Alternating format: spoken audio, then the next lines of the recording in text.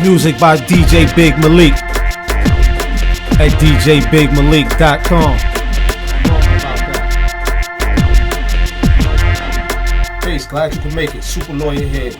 Check me out on Soupalawyer.com. SOUPALAWYER.com. This is Super Today. We're going to talk about the forced abandonment doctrine. You go on Google, you can type in forced, F-O-R-C-E-D, abandonment doctrine. And I always like to give you a scenario, so this way these scenarios can help you get a better understanding of the forced abandonment doctrine. And if you get a better understanding of it, and you find yourself in a situation, you know, from the scenario that I'm giving you, it might help you in your case, or might help someone that you know in their case. But the forced abandonment doctrine, you can look it up on Google. So this is what I'm saying. I've been trying to explain the Fourth Amendment of the United States Constitution and the Pennsylvania Constitution. On this forced abandonment, I'm going to read something that when I had typed in forced abandonment, what came up.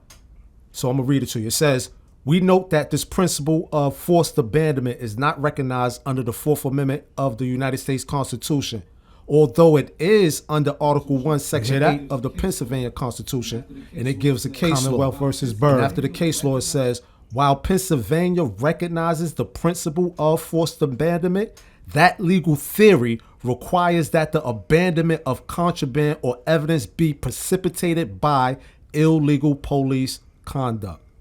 The scenario is this. If I'm standing on a corner and it's a police is sitting in a vehicle watching me, I don't know the police is watching me or whatever. So, you know, I'm standing on the corner, they see me, you know, do some things or whatever. They don't know exactly what it is that I'm doing, but they see me do some things on this corner.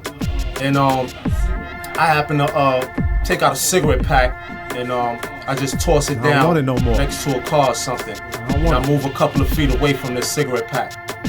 Police come out, they get out the car, they go, they pick up the cigarette pack, they open it up, narcotics is in the cigarette pack.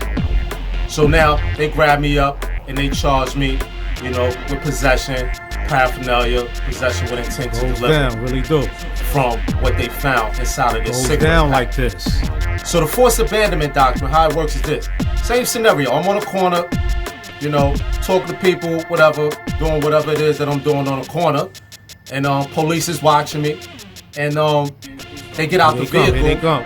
And they start approaching me. When they start approaching me, they approach me as if they want to detain me for they normally questioning do out into here. Some type of investigation or whatever. Sounds like how they do it in life. Knowing damn well that they don't have no reasonable suspicion that I have been engaging in any type of criminal activity whatsoever. So they just illegally approaching me. And, you know, I'm trying to get away from it. I give a little jog and I take out this cigarette pack and I toss this cigarette pack. And, you know, they catch me, they grab this cigarette pack, they pick it up, and there's narcotics in it, and they charge me with possession, paraphernalia, possession with intent to deliver for these narcotics really that's found inside like of this cigarette pack. So, under the forced abandonment doctrine, I was forced to toss this cigarette pack. Being that the officers was approaching me in an illegal manner. They was approaching me in an illegal manner. Meaning that the way that they was approaching me, they didn't have no reason, legitimate or no legal reason to be approaching me to begin with. Not at all. So even though I tossed that cigarette pack with these narcotics in it, it was forced abandonment. It's forced. So whenever the situation is like this, whereas the police is approaching an individual illegally, and this individual tosses something, and the police picks it up. They wrong. You know, this falls up under the forced abandonment. They know they was whenever they're approaching you in an illegal manner, and you toss something to the streets, you toss something out your pockets and whatever, and they grab you up and they charge you with whatever they found inside of whatever it is that you tossed, whether it was inside something or whether it wasn't inside something, whether you just tossed the pack on the ground and they picked it up.